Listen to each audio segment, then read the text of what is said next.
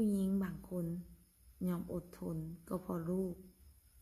เพราะบ่ได้ยอมเพราะว่าขาดผัวบ่ได้เพราะคำว่าแม่มันค้ำคออยู่เวลาจะตัดสินใจอย่างเขาต้องคิดหลายๆเพราะหักลูกจริงอยากให้ลูกมีครอบครัวที่สมบูรณ์จากเคสที่เป็นกระแสในตอนนี้คือได้บทเรียนได้ถอดถอนบทเรียนได้หลายอย่างหนึ่งถึงสิหักกันมาเป็น10-20 ปีถึงสิอยู่กินน้ำกันเป็น10-20 ปี30 ปีก็สามารถเลิกลากันได้และจะเป็น2 สาเหตุหลักๆที่ให้คนเลิกลากันคือ1เรื่องมือที่3ที่มาในรูปแบบผู้สาวที่ผัวบ่ฮู้จักพอไปอ่านก็จะสะดุดวรรคหนึ่งถ้าผู้ใดได้ติดตามเรื่องราวของเราเนาะมื้อนี้แม่เป้าจะขอเว้าไปอ่านก็จะสะดุดอยู่วรรคหนึ่งที่ผัวว่าเมียสนองความต้องการให้ผัวบ่ได้ผัวเลยไปหากินข้างนอกเมียกะย้อนว่าหักผัวเมียก็ยอมให้ไปคือสะดุดคำนี้แหงแล้วก่อนหน้านั้นเด็กก่อนจะสิมีลูกเด็กเมียก็ยังตอบสนองได้เหมือนอยู่นะแต่เคยหาสาเหตุบอกว่าเป็นอย่างเมียคือตอบสนองบ่ได้เพราะว่าอย่างหนึ่งเขาเอาทั้งลูกเขาเอาเบิ่งแยงทั้งธุรกิจเบิ่งแยงกันทั้งการหาเงินเบิ่งแยงทั้งเงินศาลทุกอย่างในเงินในศาลคือฝ่ายผัวทิ่มภาระให้เมียอย่างเดียวแต่ตัวเองมีความต้องการอยากให้เมียตอบสนอง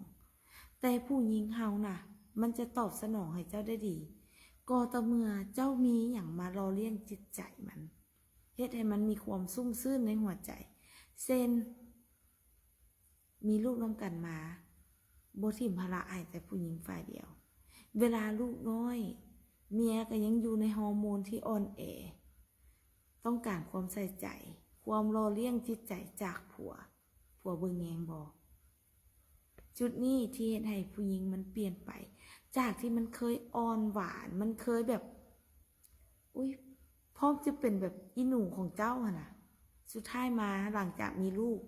เป็นอย่างผู้หญิงมันคือเปลี่ยนไปหนึ่งด้วยฮอร์โมนทางกายของเขาเวลาถือผ้าเฮ็ดให้เขาบ่มั่นใจในทางกายของตัวเองบ่มั่นใจในน้องสาวของตัวเองว่ายังสามารถนอนได้บ่ยังสามารถห่วมหักน้ำผัวได้คือเก่าบ่อีหยังนู่นนี่นั่นสารพัดความคิด2เขาเอาลูกน้อยเขาเมื่อยเขาให้นมลูกเขากินบ่เพียงพอเขาเมื่อยกับการตื่นทุกๆ2 ชั่วโมงของเด็กทุกๆชั่วโมงของลูกที่ว่าต้องมาตื่นกินนมต้องมาเปลี่ยนเพิดขี้เปลี่ยนเพิดเหี่ยวอีหยังต่างๆร่างกายเขายังบ่ลึงยังปรับบ่ได้แล้วถ้ายิ่งมาเจอผัวที่บ่เป็นผัวที่บ่แม่นผู้นำที่บ่ได้ใส่ใจบ่ได้เบิ่งแยงบ่ได้คิดว่าที่จะมาเบิ่งอาหารการกินให้เมียบ่ได้แทบจะมาเบิ่งแยงลูกเต้าแทนเมียบ่ได้มาแบ่งเบาภาระของลูกเต้าให้ช่วยเมียเลยแม้แต่นอกจากใช่ป่ะค่อยไปหาเงินค่อยเฮ็ดเวียก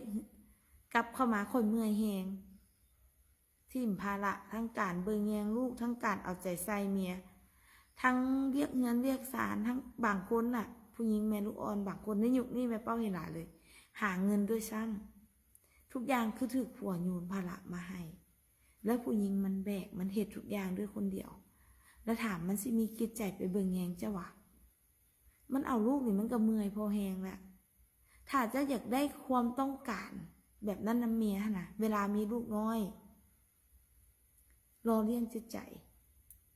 ถึงบ่มีลูกน้อยก็ตามรอเลี้ยงจิตใจเมียเอาใจเข้าใจเมียแน่ใส่ใจเมียแน่เบิ่งแยงเมียแน่กินข้าวกินน้ำแล้วหวาลูกเป็นจังไหนซ้อบ่มาเบิ่งแยงเมียแน่ในส่วนนี้แม่เป้าเชื่อว่าผู้หญิงแม่ลูกอ่อนหลายคนมีโคตรจะมีกำลังใจและอยากจะตอบสนองผัวบ่แม่นว่าห่างกายกูโซมสิตายแล้วกูเมื่อยสิตายแล้วมึงยังสิมาเอาอย่างนั้นกูอีกผู้หญิงมันจะคิดมันก็เลยเฮ็ดให้ปัญหาชีวิตกูบางคนจะมักมามีปัญหาตอนช่วงจะมีลูกเพราะว่าผู้ชายบ่เข้าใจผู้หญิงแล้วผู้หญิงห่างกายมันเมื่อยแล้วบวกกับผัวที่บ่ได้เราเลี้ยงจิตใจมันเลย แล้วกูสิตอบสนองไปให้หยังประมาณนี้นะก็กลายเป็นปัญหาครอบครัวที่ต่างคนต่างมุมมองเพราะว่าผู้ชายก็จะเบิ่งแต่มองได้มองในมุมได้ผู้หญิงก็จะเบิ่งในแบบว่ามุมค่อยเมื่อยค่อยเสียสละหลายค่อยเอาลูกเจ้าหลายนู่นนี่นั่นยังสิมาเอาอย่างนั้นค่อยอีกค่อยบ่มีอารมณ์นู่นนี่นั่นอีกบวกกับฮอร์โมนสวิงหลังเกิดของเขาอีกดังนั้นจึงเป็นปัญหาเฮ็ดให้ผู้ชายมักไปมีนอกลู่นอกทางในช่วงที่เมียถือผ้าเมียเป็นแม่ลูกอ่อนและปัญหาที่สองที่เฮ็ดให้ครอบครัวจบแบบโบหวนกลับมาเลยปัญหาที่หนึ่งในเรื่องของมือที่สามผู้หญิงเขายังให้โอกาสผู้ชายได้คือเคสที่เป็นกระแสในตอนนี้เราโคตรจะให้โอกาสผัวซ้ำแล้วซ้ำเล่าแต่ผัวยังโบเปลี่ยนมาเจอกรณีที่สองที่ในชีวิตครูแบบคือโบมีทางสมานกลับมาได้เลยคือที่ว่าไปการเอาใจใส่ดูแลเราเลี้ยงจิตใจเพราะหลายๆครูปัญหาเล็กๆน้อยๆที่เบิ่งข้ามแต่มันสะสมภายในใจผู้หญิงเช่นลูกบ่สบายเจ้าไปอยู่วงเหล้าวงเบียร์เนี่ยมันสะสมละสองเขาเจ็บป่วยเจ้าบ่ได้เบิ่งบรบัดหักเขาดูแลเขาแต่ก็ไปสังคมไปหาหมู่หาครูบางทีก็บ่ได้สนใจข่อยอยู่เฮือนนะแต่ข่อยเพิกเฉยข่อยบ่แม่ซื้อถามเจ้าว่าเจ้ากินหยังเจ้าป่วยจังไหนกินยาหรือยังยาเบิดบ่ยามีบ่ไปซื้อยาบ่มีการถามแบบนี้สามทิ่มภาระเรียกเงินเรียกสารลูกเต้าให้เมียให้ผู้หญิงฝ่ายเดียว4ภาระค่าใช้จ่ายค่อยหาเงินให้เจ้าได้เงินค่อยหามาได้ทุกกิจทุกบาทค่อยให้เจ้าเบิดค่อยแทบบ่ได้จ่ายเงินว่าซั่นได้ถามก่อนเดี๋ยวก่อนเจ้าเงินมาให้เมียนะมูลค่าเท่าใดเมียไปจ่ายยังไงเจ้าเคยหับมู้บ่ค่าน้ำค่าไฟเมียจ่ายค่านมค่าเปิดค่ากินค่าอยู่ค่าโรงเรียนค่าเครื่องนุ่งจิปาถะของลูกเมียจ่ายกับเงินที่เจ้าหามาได้นั่นแหละเมียมาบริหารจ่ายจังไดให้มันคุ้มโบกุ้มเดือนเมียกับซอกดิ้นรนหาเงินมาเติมใส่เพื่อให้มันอยู่รอดให้มันไปได้ในครอบครัวในค่าใช้จ่ายกินข้าวกินน้ำไปงานสังคมน้ำมันลดเงินผัวไปกินข้าวเงินคงอยู่คงกินอยู่ทุกอย่างเมียเป็นคนจ่ายเมียเป็นคนบริหารจากเงินที่เจ้าหามาได้ถามว่าเจ้าหามาได้หลายซ้ำใดแต่พอมีเวลามีปัญหาปุ๊บเงินบ่พอปุ๊บเงินขาดมือปุ๊บเอาเงินค่อยให้เจ้าไปใส่เบิดบ่มีเก็บบ่มีทอนเลยว่ะนี่เพิ่นว่า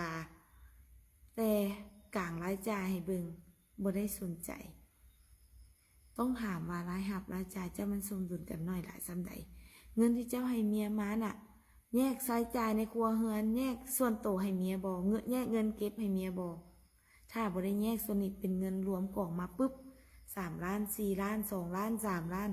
และให้เมียบริหารค่าใช้จ่ายทั้งหมดในเรือนกับยุคนี้ถามว่าพอบ่นี่มันคือปัญหาสะสมที่เฮ็ดให้ผู้หญิงที่เฮ็ดให้ครอบครัวและหลายครอบครัวเลยแหละบ่ว่าแต่ผู้หญิง